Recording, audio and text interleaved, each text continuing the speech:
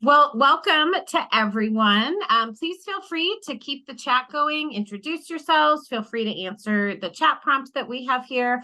But we're excited to get started because we have a lot to bring to you today. And so I'm going to go ahead and hand it over to Kate to kick us off. Great, thank you. Well, welcome everybody. It's so great to be here with you today. And welcome to our webinar, Championing Healthy Futures in Out of School Time. I'm Kate Goddard. I'm the project director for the Collaborative for Advancing Health Equity in Out of School Time. And I'm just so honored to be here with you all today.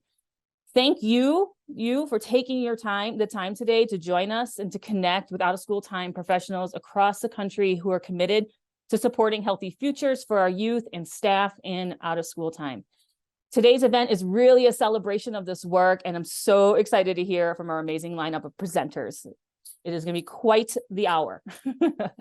And so just really briefly, the Collaborative for Advancing Health Equity in Out of School Time is a partnership between my organization, the Education Development Center, and our partners, the National After School Association. And through this partnership, we collaborated on the latest After School Today publication, The Health Equity Issue, that you will be getting a virtual tour of, and we'll hear from a few of the contributors during today's webinar. We could not do this work without the support from the Centers for Disease Control and Prevention. And I know a few of them are on the call today, so welcome. And I wanted just to call out that they too contributed an article to the After School Today publication that I encourage you to check out and learn more about how they are promoting health equity through healthy schools. And together as a collaborative, we are all working to ensure all youth have fair and just opportunities to be as healthy as possible. And I wanted just to kind of kick us off with a quote from the After School Today magazine and from one of our presenters, Dr. Tanisha Grimes, that I think really kind of sums up our work as the collaborative. We are all public health practitioners supporting the healthy well-being of youth. You just didn't know it yet. And so thank you, Dr. Grimes, for that quote. She'll be sharing more about her personal out of school time experience. But now I would like to turn it over to Angelica with the National After School Association for a few more welcoming remarks. Thanks, Kate. Well, hello, everyone. I'm Angelica Portillo with the National After School Association. I'm so excited that the Collaborative for Advancing Health Equity and Out of School Time in partnership with Education Development Centers has led us to publish a health equity focused issue for the After School Today magazine. This issue is so incredibly important when we think about our work within the collaborative, which focuses on improving the health and well-being of youth and staff in out of school time, with a particular focus on groups that have been marginalized and have been impacted by health disparities. And I want to note the intentional mention of staff. As we increase health and well-being for youth, we also want to be supporting job quality for the professionals who do this important work. Job quality impacts things like worker recruitment and retention, staff well-being, professional development, and ultimately the overall program quality. OST professionals create the experiences and relationships that benefit young people. Low quality jobs in our profession impact workforce stability and destabilize families and communities. If we don't make these changes, then as we try to support populations out of poverty to better health and better quality of life, then we are only perpetuating some of the inequitable systems that cause these problems in the first place.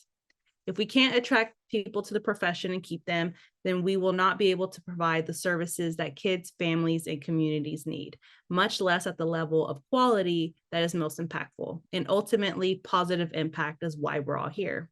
And so now I'm going to turn it back over to Kate. Thank you. Thank you, Angelica. Thank you so much. Thanks for sharing. And thanks for always raising staff up and really recognizing the value and importance there. Always appreciate that. So just really quickly, I'm going to share our agenda, and then we're going to take a look at the After School Today magazine publication as a virtual tour. But as you can see here, we have a number of our contributors who will be sharing some of their highlights from what they contributed to the After School Today publication. So after a little virtual tour of the magazine, we're going to hear Shane share a book review. We're going to hear from our other contributors who are going to talk about some of the articles that they've contributed. So we're going to do a couple article spotlights, one on who is your out of school time program serving, as well as another on advocating for equitable and high quality out of school time. In between the article spotlights, we're going to have a hype break. And then we'll be closing with hearing about my out of school time journey from Dr. Grimes, and then some reflections in closing. So very dynamic lineup. So excited to get to it. But I'm going to stop sharing and pass the tool over to Kate, who's going to give us a tour of the NAA After School Today magazine. Thank you. And hi, everybody. Happy Wednesday. My name is Kate Simon, and I am Director of Communications and Member Engagement for NAA. I've been given a few minutes to kind of drive everybody through our virtual magazine After School Today, which we published late last month. I am relatively new in my position at NAA, so this was the first edition of the magazine that I got to work on. And I've really appreciated working with our collaborators, editing the submissions, kind of putting them all together. And for me, it's been an incredible introduction to some of the really key and critical issues that we talk about when we talk about out of school time and we talk about the families and children that we serve. So I want to thank Education Development Center for hosting this. I want to thank all of our collaborators and contributors on the call, and of course, all of our attendees. Thank you for joining us for this really critical conversation. So this is, I'm sharing my screen, and I think we're going to drop this link in the chat as well. This is the current issue of After School Today. It is online on our website. And just to give you all a quick overview kind of how this looks and feels, obviously we start with what's inside, so you can get a quick overview of the different stories and headlines that are in this edition of the magazine. This page right here, I think, is really important for y'all who click in. We've got a lot of really good resources and links that are mentioned throughout the different articles, all collated right here for really easy reading and really easy use. We have our 4 book reviews for this edition, and we'll hear about one of these a little bit later in the webinar. A podcast recommendation, some of our own NAA resources that we shared in this edition are all linked here as well. And then we roll right into these really great articles from our really awesome contributors. So we have obviously some of our folks who are on the call today contributed to the magazine, and we were able to share those in our edition as well. This is the article that I think was referenced with the conversation with CDC Healthy Schools. And again, glad that some of y'all have joined, and especially glad that we were able to make this article happen for the magazine. And then again, some of our other collaborators who are on the call as well, Dr. Grimes's article, and then of course we end with the special report on the collaborative itself here in the magazine. So again, we'll drop that link. I think it's already been shared. This information is always available on our website, naaweb.org. Under resources and publications, our current issues will always be there as well. So I will turn it back over so that we can go ahead and get started with the rest of the webinar. Thank you. Awesome. Thank you so much. Well, as Kate mentioned, we're so excited to have some of the contributors on today. And the first person that we are excited to hear from, if you want to advance to the next slide, Kate. We have Shane Woods, who's the Executive Director of Girl Start, and she is going to introduce herself and tell us a little bit about the book that she reviewed. Thank you all for having me. And number one, thank you for contributing to my growing library. I have to selfishly say I've read 3 of the 4 books that are highlighted, and I recommend all 3 of them. My name is Shane Woods, as you can see, and I get a chance to serve each and every day as Executive Director for Girl Start. It is based in Austin, Texas, and we are a national female-led organization that offers free programming to youth year-round in out-of-school space for girls, especially in grades 4 through 8. And we get a chance to operate in Texas, California, and Massachusetts. The experience that we are designing really are to empower, increase confidence, and introduce STEM careers to girls furthest from opportunity and those who really are still trying to create that feeling of belonging in STEM, science, technology, engineering, and math. And so we do that through after-school programming, summer camps, and other community events. So it's one of those things, as many of you all know, and thank you, Angelica, for mentioning, it's critical that we not only look at the staff, but those of us that are leading these wonderful organizations, we look inward. And this book by Octavia Rahim really does allow us to kind of recenter. She did a chance, she challenges us to always recognize where we're at. Those of us that have to worry about strategic plans and mid-year performance reviews and hiring, recruitment, and retention, it becomes a lot that we carry. And she speaks of it in terms of a holy trinity of hard work, grit, and relentlessness. And that relentlessness is something that sometimes all of us get a chance to overindulge in. And so a question that she poses really is, what can we put down? How many of us are carrying so many things, like making sure everyone can make payroll, getting a chance to, make sure everyone else uses their PTO and we're forgetting to use ours. So what are we doing to pause, rest, and be? And this is one of those books that you can really pick up at any moment, go to the section that's speaking to you at that moment and find what you need, because it really is about endings, a liminal space, and those beginnings. And wherever you're at, it allows you to take on a moment of mindfulness, and something that we're hoping that these kids are also getting when they come to us. Those of y'all that always start your programs with circle, time and checking in, we forget to check in as ourselves. We forget to check in with our peers. And so it really is about giving people tools. And so she found her way to pause, rest, be through yoga.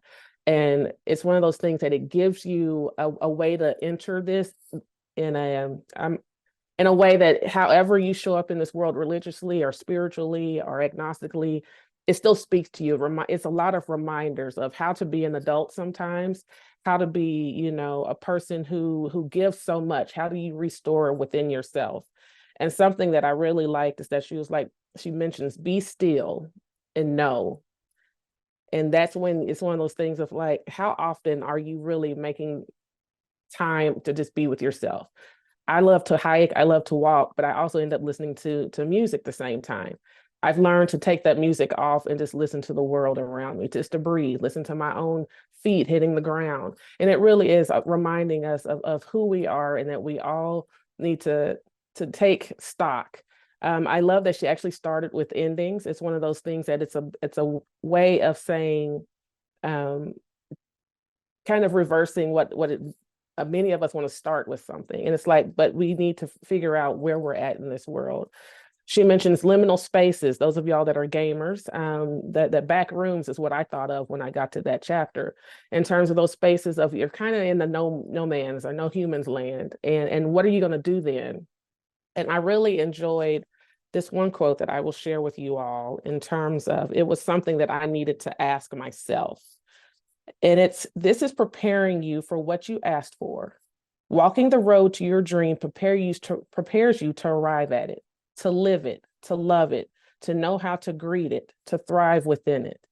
And I really found that as something that kept me going through a moment of month 4 of trying to figure out, how do I help this organization that needs me the most? And it's one of those things, if I've only been in this position almost 18 months, and I was at that moment of, I knew enough to be dangerous, but I was trying to figure out, what do I do for my next steps? And so it's like letting me know that it's okay to be in that preparation moment, to be in that cocoon where I'm going from caterpillar to butterfly. I'm a science teacher, as you can see. So it's one of those things of like, it's okay to be in those spaces. You don't have to always be something every moment of the day. And then the book ends with talking about beginnings. And it's like, we're now is a beginning, and it's a tender and wide-eyed place. And so reminding us to not lose that childhood spark of innovation and creativity, and to not always look at something as frightening and scary, but also how do we harness that to become the best, and to challenge ourselves to be the best. And something that she ends with is, no matter where you find yourself, she hopes that you have the courage to pause sometime, to rest and look within, to be still and know that you are not lost. You are making your way home. And so many of us serve as a home place, a safe place for kids. We got to remind ourselves to be a safe place for our employees, as well as be a safe place for ourselves. So those of y'all that are in this amazingly lonely place of being executive directors and CEOs, I recommend that you get this book for yourself. I recommend you buy it for your friend before they get burned out. And I recommend you walk with them on this journey using this book. It has so many practices that can be put into place today next week and tomorrow. So I really hope that you all get a chance to take on this book and those others that are highlighted. Thank you so much. Really appreciate you sharing that with us. And I also wanted to let folks that are on the webinar know that we are going to give away 2 copies of the book. We're going to randomly draw 2 participants that have that attended the webinar today to get a copy of the book. So thank you again. And now we are excited to have Ajay Pickering Haynes, who is going to, if you want to just advance the slide, he is going to talk to us about his article, Who is Your Out of School Time Program Serving? Thank you. Thank you so much. So grateful to be here. Thank you to the Education Development Center and to the National After School Association for having me here. And I just have to say, I really have to shout out the Fall magazine. It is truly a work of art, but also I think a really great comprehensive health equity guide. So if you haven't had a chance to check it out, please check it out. You know, I really loved where we kind of started the conversation. Shane did a great job of really allowing us to ask some critical questions to ourselves. And now I kind of want to shift gears a little bit. I'll introduce myself a little bit, and then we can kind of go into some of the questions that kind of guide my article. So my name is Ajay Pickering Haynes. I'm a NNA Next Gen Leader honoree from last year. I'm also a published writer and trained public health professional. Right now I do health equity consulting and health equity innovation with the Equitizer Innovation Team. So I worked with a group of folks to develop a family card game that essentially provides professionals with the ability to apply equity in practice. And so I think in the youth development space, I kind of wanted to, when I was asked to write something, I kind of wanted to get us to think about equity in sort of a different way in the youth development field and youth development space. And so I think one of the things that was critical to me in asking folks is, who is your program serving, right? And when I asked that question of who your program is serving, you know, if your answer is youth, then that answer is pretty limiting. And I'll tell you why. You know, I find in the work that I've done, having the opportunity to work in the Virgin Islands on youth development programming, that programs that serve communities, that programs that focus on communities and not just on youth, do a much better job of addressing equity and tackling inequities than seeing youth as the complete bottom line of the program. There was a particular scenario when I served as a project director for a 21st century program in the Virgin Islands, where we were having some challenges with transportation. We were having challenges with our participation. And so, you know, we had worked with a local taxi service and a contractor to start doing some taxiing to our site for our youth. And in that process, you know, we felt great. We started seeing our numbers going up. Our numbers doubled, then they tripled. And then we found that not only did our youth have challenges getting to our site, our staff also had challenges getting to our site. The parents had challenges getting to our site, right? And so we thought we came up with a solution, but we really, in the process, we really weren't thinking holistically about our entire community and really about our staff. And so my guide comes up with 3 sort of critical questions. I'm not sure if it's on the next slide, if we can advance to the next slide, but there are 3 critical questions that I think are really important for us to ask ourselves in our program design, in our work, in this work. One of those questions is, who makes up the population, you know, that your program is serving? And especially in minority communities, it's really important for you to think about, where does your workforce fit in that? Because oftentimes, the people who are tasked with this enormous responsibility of serving the youth are coming from the same neighborhoods with the same inequities and the same disparities as the youth they're serving, right? And so it's really important for us to really think deeply about who we're serving, and then where does our workforce fit into that, right? Like, as we're measuring success, as we are operationalizing our programming and implementing practices across our programs, where does our workforce fit in? What needs do they have? And so, I really want to shout out NAA because I think they've done a really incredible job of highlighting the importance of job quality, highlighting the importance of really thinking about the workforce in a way, I think, in this field that has not been done enough in the past. And for my third question, as we think about health and well-being and as we think about disparities, what metrics and measures of success, as we evaluate our programs, can we use to include our workforce, right? And so can we actually work with funders? Can we work with directors to really change the way that they are measuring success? Success can not only be youth meeting and hitting targets, right? Success has to be our workforce not being burnt out, right? Success has to be our workforce getting what they need to address the challenges and the needs that they're faced with. And so that's really the premise of this guide. I really hope that it's something that teams and folks across different organizations in different contexts can apply and use in their work. And so, again, my take-home message today is really just for us to, as we think about equity, as we think about health equity in the youth development space, we really have to get out the mindset of being youth-serving organizations. We're community-serving organizations, right? We're not just serving youth, right? And so I think that's the first really, really sort of critical step as we really strive to hit the equity mark. So thank you so much for your attention today. I believe my contact information is shared. So if folks want to get in contact with me, feel free to, but I'm super grateful and great to connect with everyone. Thank you so much, Ajay, and I really appreciate your helping us to think about the frame of how we think about who we're serving. So thank you so much. And now, if you want to go to the next slide, we are excited to have Lori Rose Benson and Lindsay Haar from Hip Hop Public Health to talk to us a little bit about their organization and contribution, as well as involve us all in getting to actually do a hype break. So I'm going to hand it over to Lori and Lindsay. Amazing. Thank you so much. It is really an honor to be here. And can I just get a thumbs up or a big smile that you could hear me all right? Thank you. Wonderful. Lindsay and I are with Hip Hop Public Health, and I'm just going to make sure that I'm sharing my presentation from the very beginning.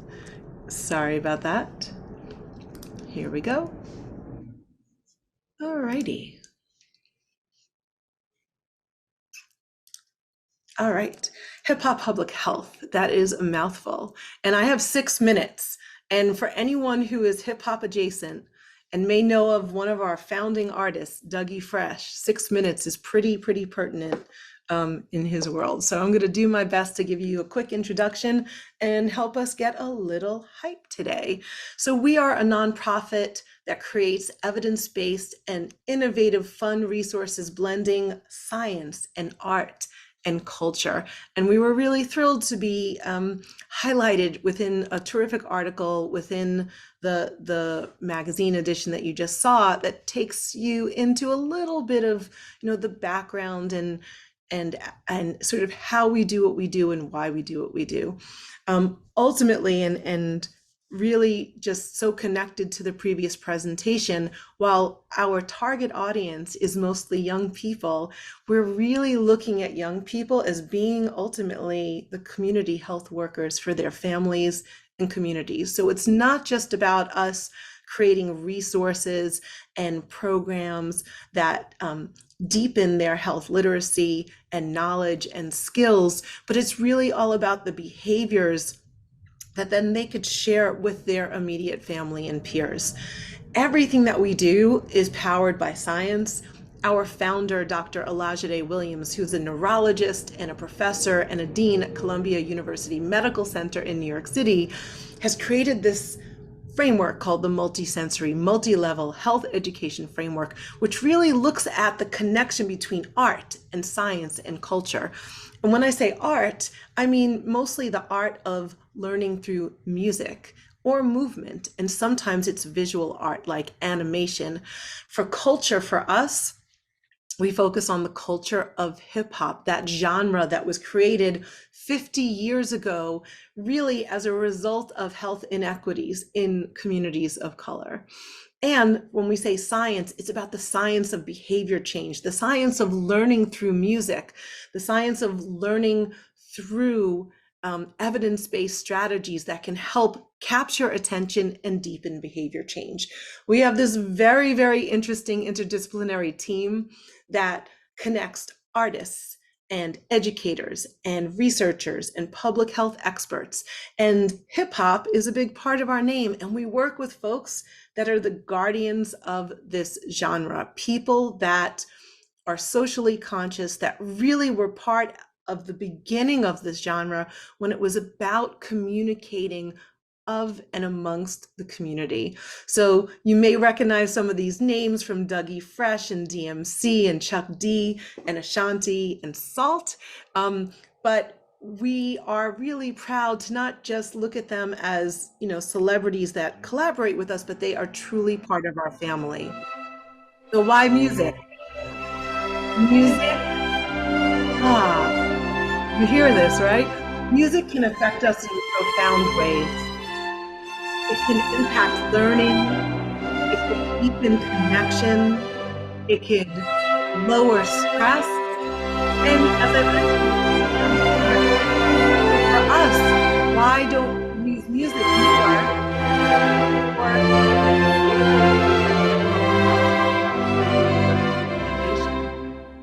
And so, music can also inspire, right? It can help you go that extra mile. And you don't even have to have a personal experience with Rocky Balboa to hear this music and it lights up circuits in your brain, right? We know that there's more real estate in our brain for music and language itself. And so that's why we pioneers to really capture young minds, especially in that topic. So why hip hop?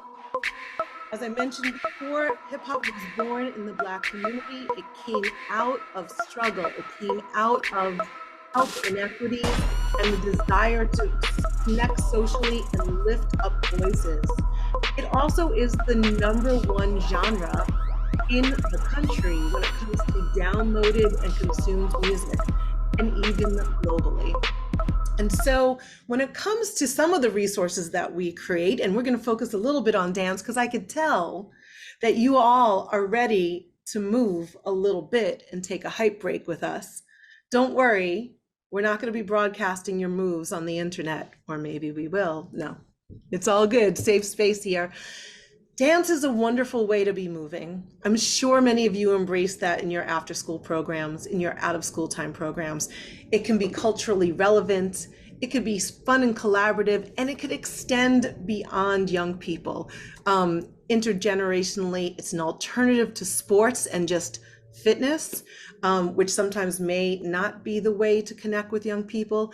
And we know that through research, short breaks can have a huge impact on mood, elevation, even on fitness, putting these little bites together. So is everyone ready? Let's get a little bit hype with one of the 60 hype hip hop dance breaks that we have. And don't worry, it's less than 2 minutes. I know you could do this. Here we go. I'm gonna make this a little bit louder for you. What's up, everybody? I am Jamie.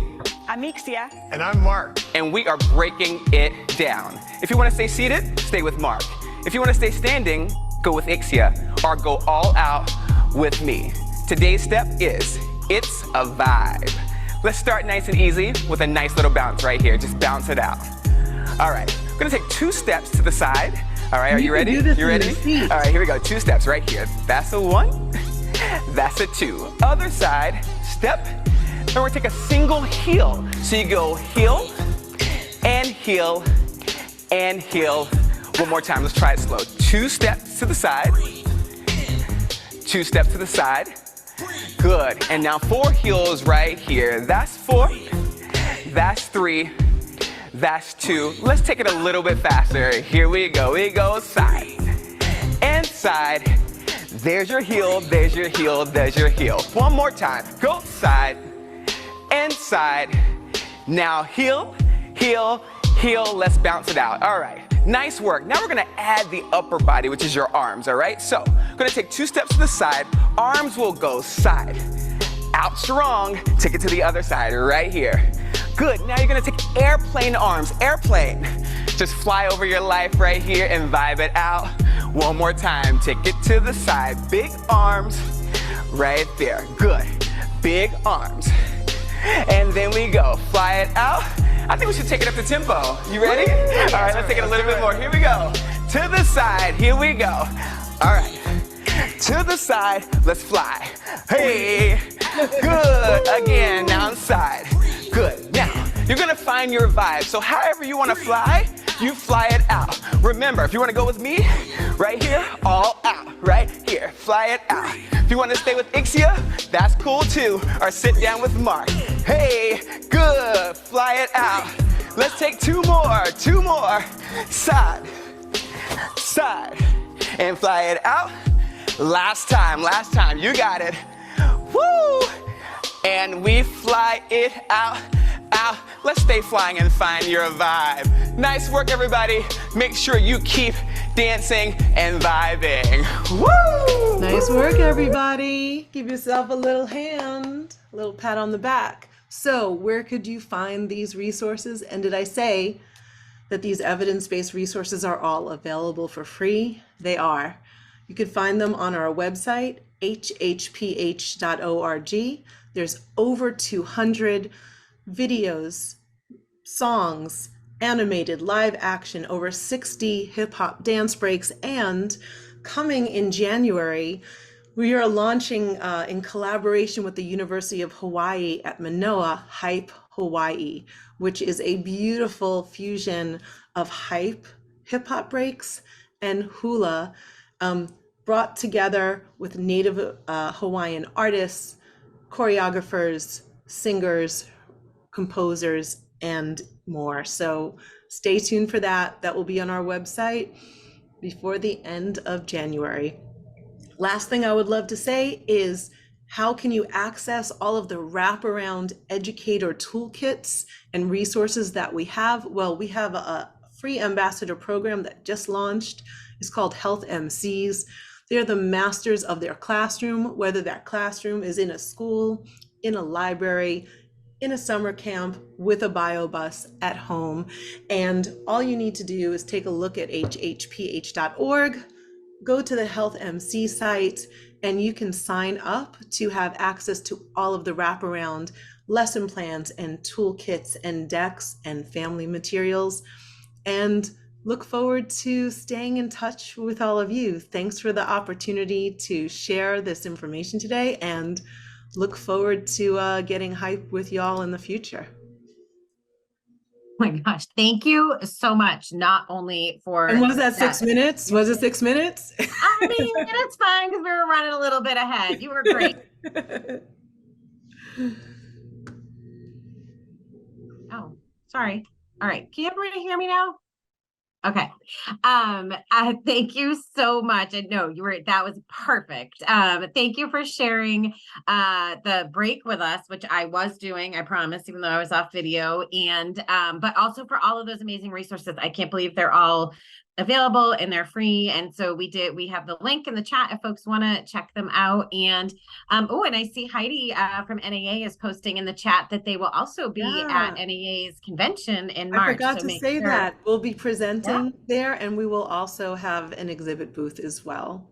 Awesome. I will definitely be stopping to visit. Thank you so much. And then if we want to jump to the next slide, we are going to take a few minutes to share another article highlight with you. So I'm going to hand it over to Bianca from our team to talk about advocating for equitable and high quality out of school time. Take it away, Bianca.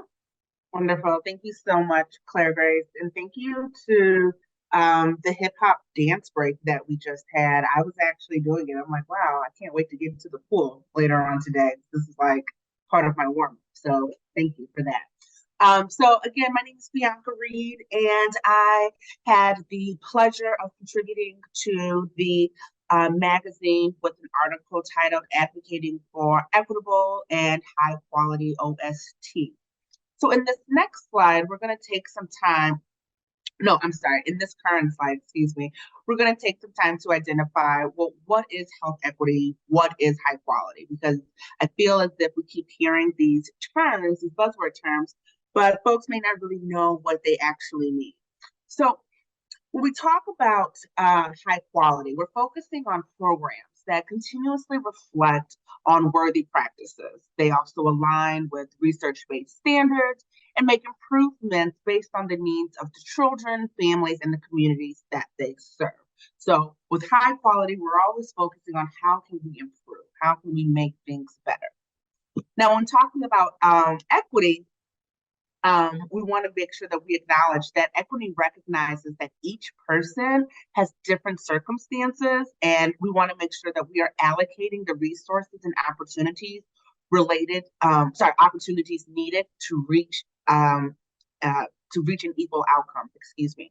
So again, talking about equity, we just want to make sure that we are acknowledging that all of us learn differently, we access things differently, we receive things differently, and so when talking about equitable and high quality OST programming, it's focusing on those two things, making sure that we're reaching to the communities that we're serving, but also making sure that we're improving along the way.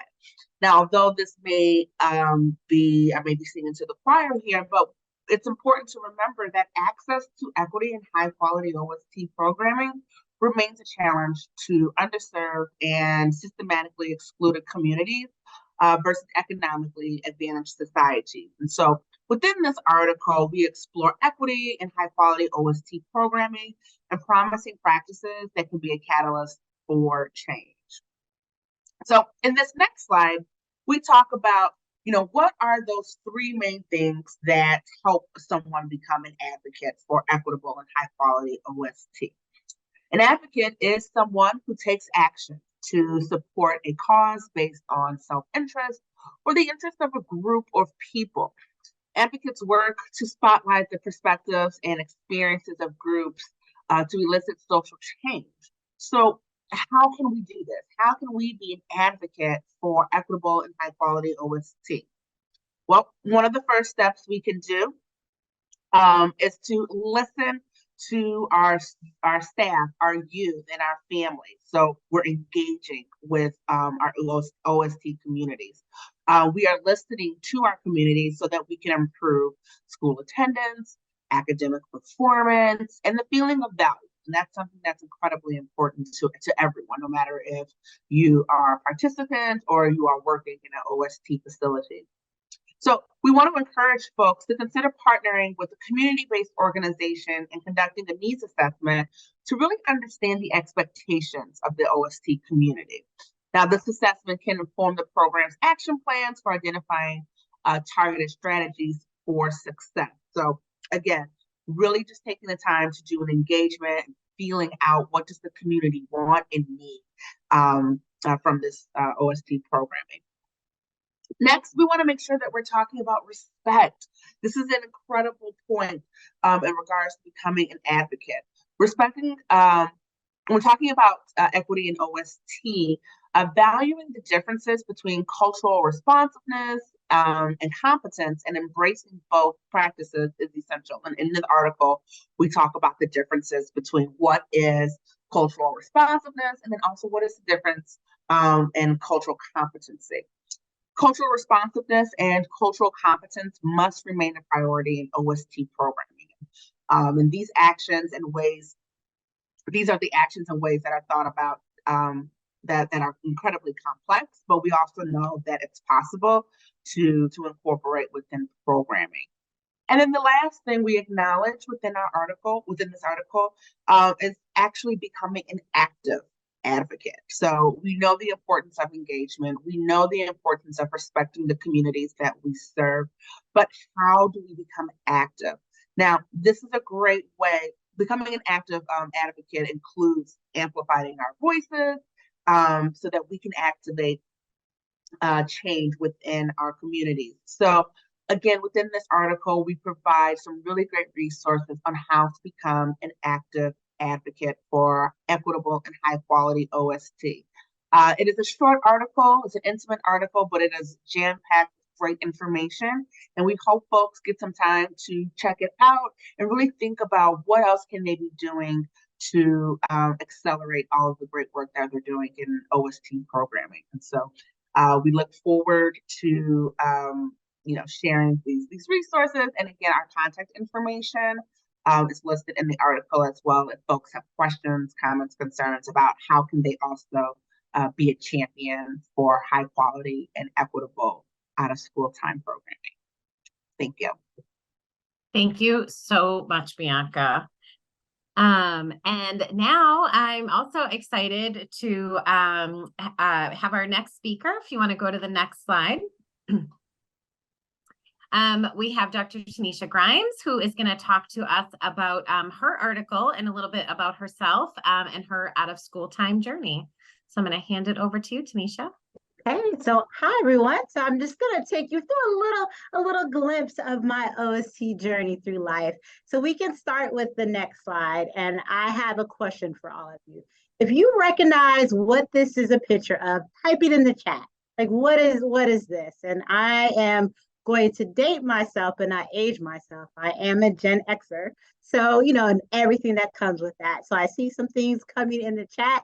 Yes, it is a picture of a latchkey kid.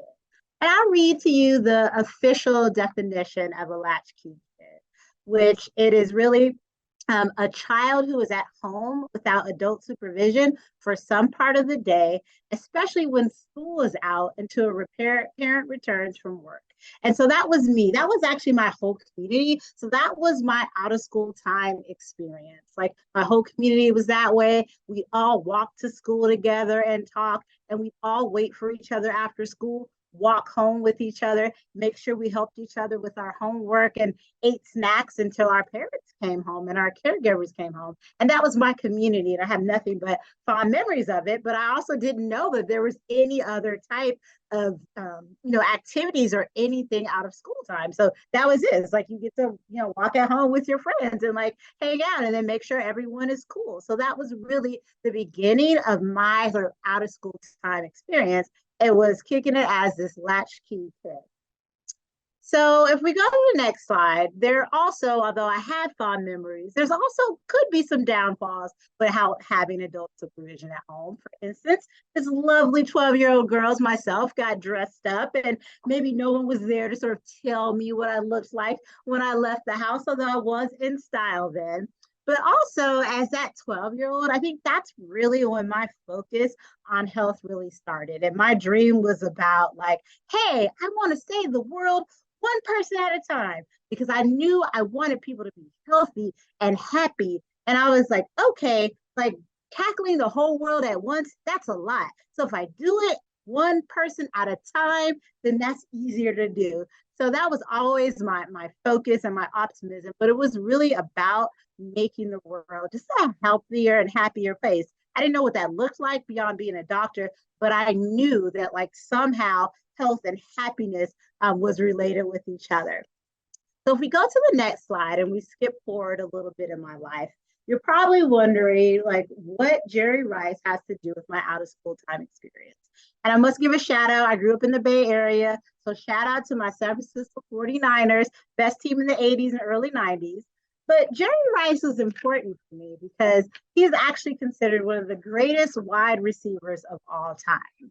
And he's also in the Hall of Fame. And so, there was a point when I was an undergraduate and I was working in an after school program that provided tutoring and mentoring. And I had been there for a couple of months.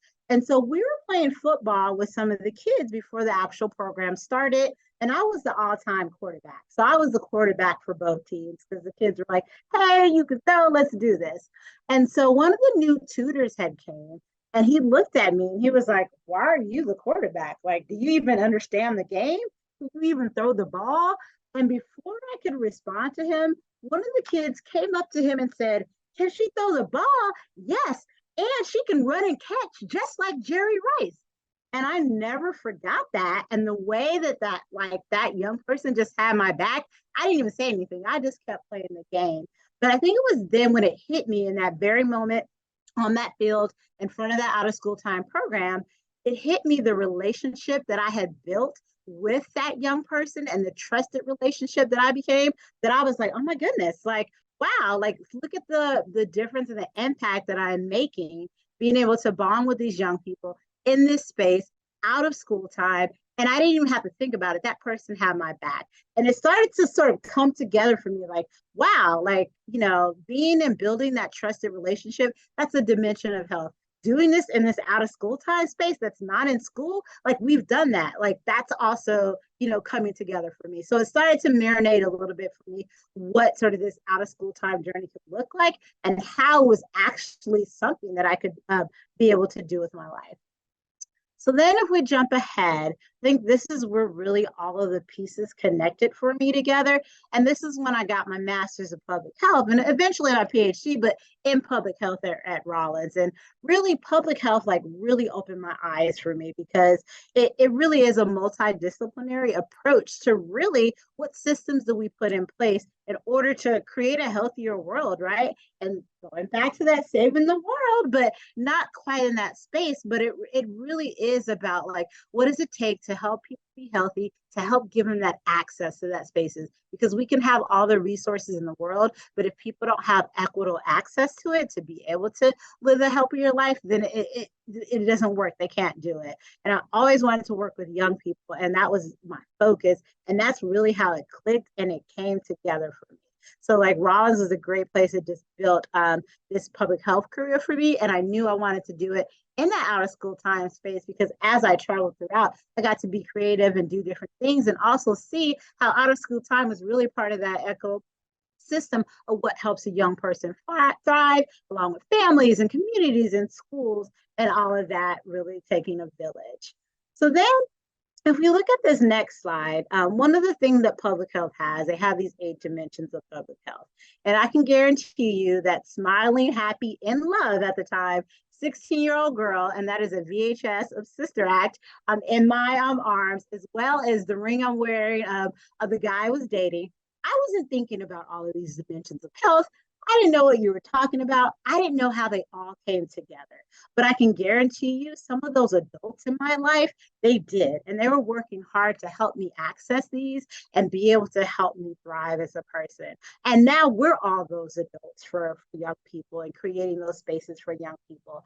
And whatever we focus on, whether it is like the workforce or academics, or really building foundational social emotional skill building, they're all for me those or dimensions of health. And so Kate kind of like bringing it back to how she started when I said we're all public health practitioners. I say that at work a lot, and sometimes I ignore my supervisor because I was like, we're doing public health, but we all are public health practitioners because we're focusing on helping young people thrive, helping the adults that support them thrive, helping to create that access in order to help them thrive. And it really is an honor to be able to do this work with all of you. So thank you.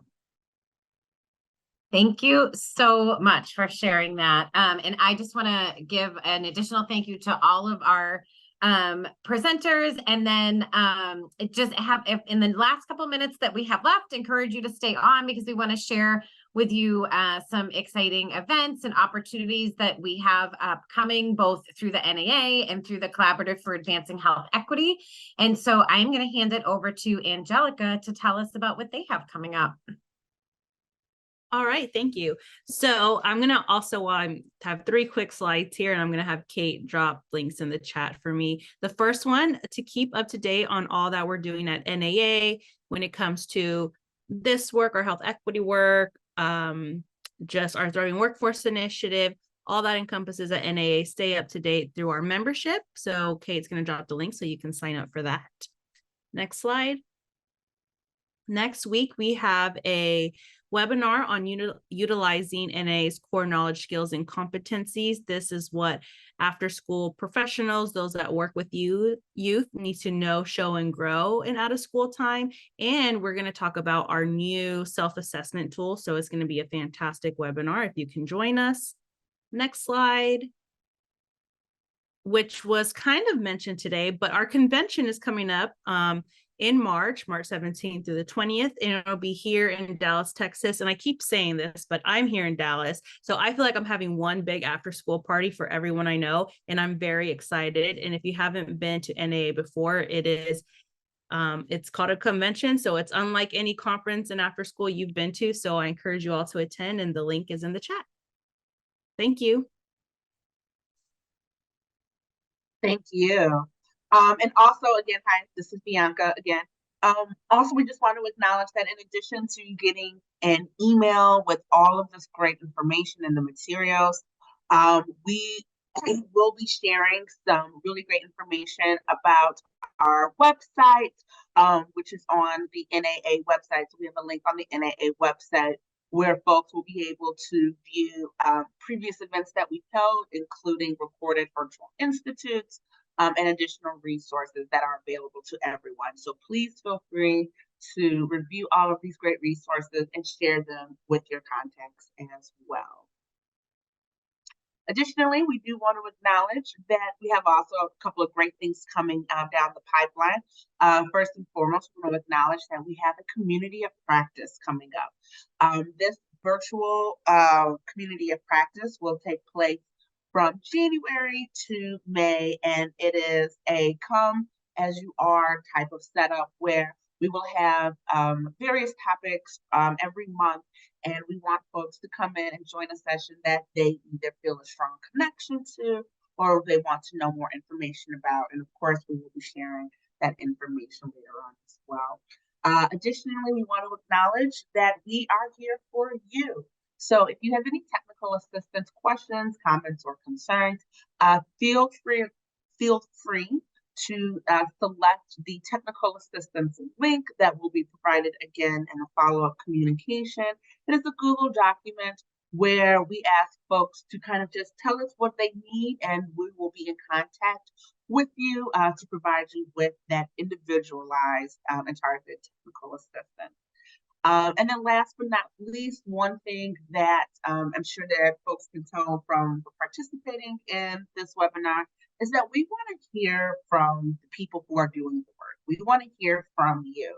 So if you have any promising practices that you would like to share out, whether it's through a community of practice or through a webinar, or even if it's just, a really cool article that you and your team may have made, or a program that you all did, and you feel that it deserves a little hype, let us know. We'll be more than happy to connect with you and see how can we share all of the great work that you're doing, because we always love to highlight promising practices within the work. So as we wrap up our intimate session today, we do want to hear from you. We would love to hear your feedback. What are your thoughts? How can we continue to make high quality webinars for you? So we will be providing a feedback survey. I believe that is going into the chat if it's not already there. And so we would ask folks to take some time to complete this very short survey so that we can hear from you, so that we can continue to grow and provide folks with the best learning experiences possible. So again, I'm sure that survey link is in the chat, and we ask folks to take some time to complete it at your earliest convenience. And from all of us here, from the Collaborative for Advancing Health Equity and Out of School Time, NAA, and of course, we graciously thank the CDC for being here. We do want to thank you for participating and joining with us today. Our contact information is on the screen here, as you see.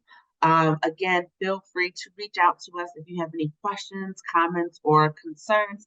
Attendees, we really hope that you find great use for the magazine that has been published, and thank you to all of the great presenters here today. And we look forward to seeing you, whether it's at the upcoming community of practice that we have, or the NAA convention, or any great setting that allows us to highlight all of the great work that is happening in OST. So thank you all so much for your time today.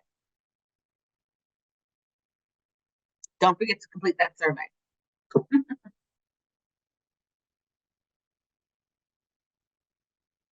Thanks Click. all. Oh. Thank you so much. Go ahead. Yeah, and Anna, we can go out, close out the room.